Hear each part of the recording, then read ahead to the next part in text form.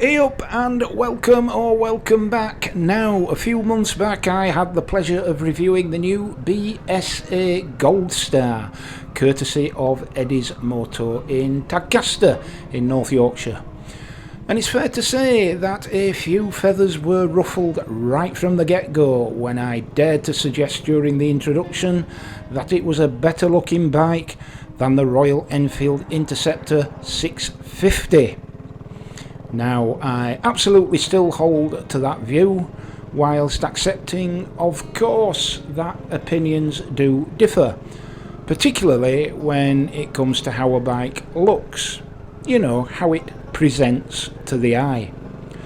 Let's face it, art's like that, it divides opinion, and for me, well, give me a Turner over a Picasso any day of the week, but I can hear the modernists screaming as I speak.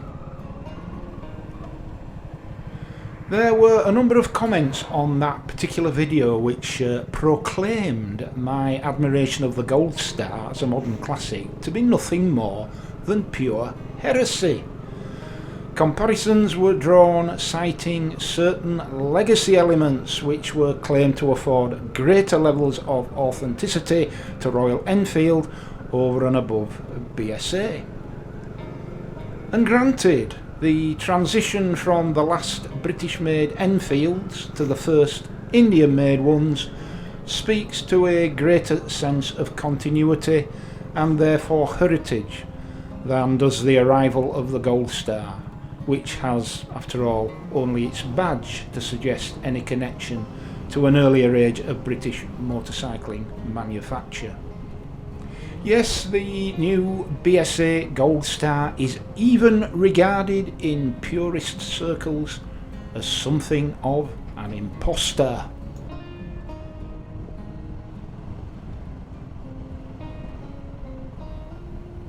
Now, looking back at those comments, it is rather striking that two comments stand out above all the rest. One is the lack of authentic provenance, as just discussed, and the other is that liquid-cooled single-cylinder engine with its out-of-place, eye-offending radiator, which many seem to find as incongruous as Rodin's The Thinker was shown gazing at an iPhone. Also, the very fact that the engine is made in collaboration with Rotax seemed to attract its own level of criticism for some reason. So let's briefly examine these two critiques.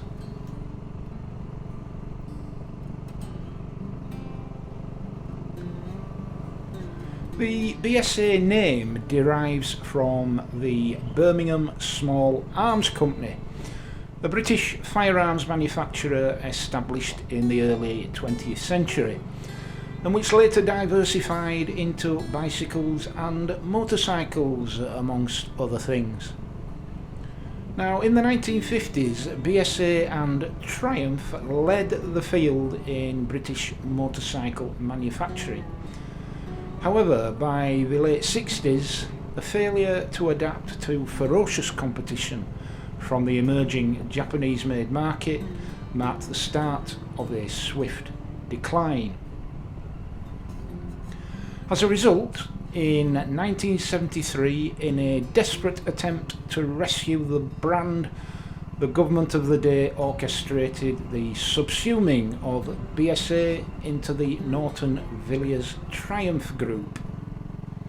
Notwithstanding this, all was lost by the late 1970s, and the BSA of old took its last breath with the liquidation of Norton Villiers Triumph in 1978.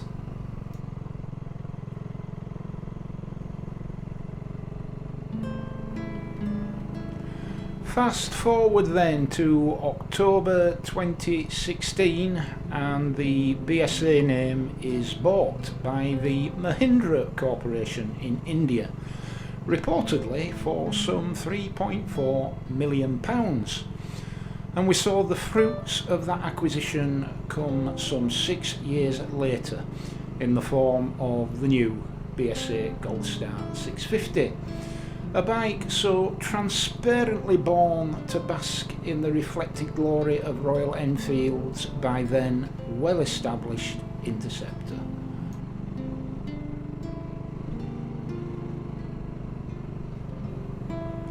The Goldstar model itself started life in 1938 and was still around in the guise of the B50 model in the early 70s, then sporting a unit construction.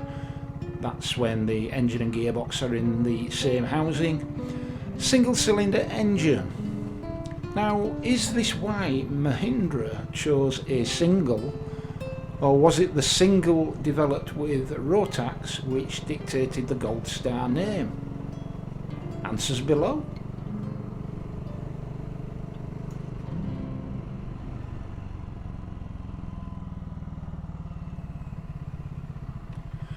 Rotax themselves are an established manufacturer of light aircraft engines, as well as engines for motorcycles and other vehicles.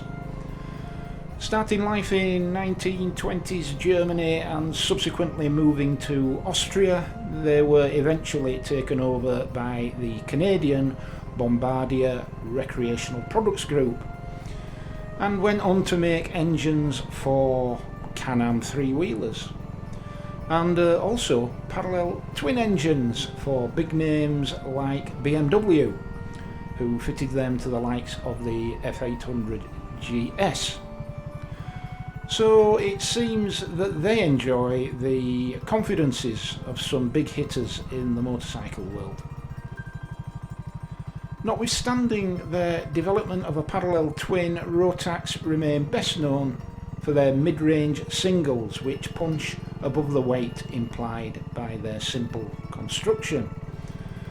As for why the new Goldstar engine is liquid cooled, I can only guess that to compete with the Interceptor's parallel twin, it had to come in with a similar brake horsepower figure, and that perhaps liquid cooling was the only way to achieve this. Let me know if you know differently. So, whereas the BSA Goldstar of today may not enjoy the same levels of continuity of heritage as Royal Enfield and Triumph, it's far from being a new Prometheus devoid of any line. It has its own histories, whether real or implied, and so far as I'm concerned, it's a great bike to look at and a great bike to ride. So with that in mind, I look forward very much to another shot at the Goldstar. See what I did there? Before too long. And courtesy of Eddie's Moto, I'll look to assess the bike more in its own right, rather than against its benchmark competitor from Royal Enfield. Now, if there are any particular aspects of the bike you would like me to address in that second review, let me know in the comments below, and I'll do my best to cover them. Also, coming up on the channel before too long, I will be back conducting reviews out of Appleyard's motorcycles in Keighley, and the first batch will include the Suzuki GSX-S 1000 GX, the Benelli TRK 702, and a bike called the MBP C1002V. A big bruising V-twin aimed squarely at Harley Davidson by offering champagne cruiser looks at lemonade prices. There will be other exciting new reviews as the season progresses, and I do hope to get my hands on a Royal Enfield Bullet 350 and indeed the new Himalayan. So stick around for all of that and much more.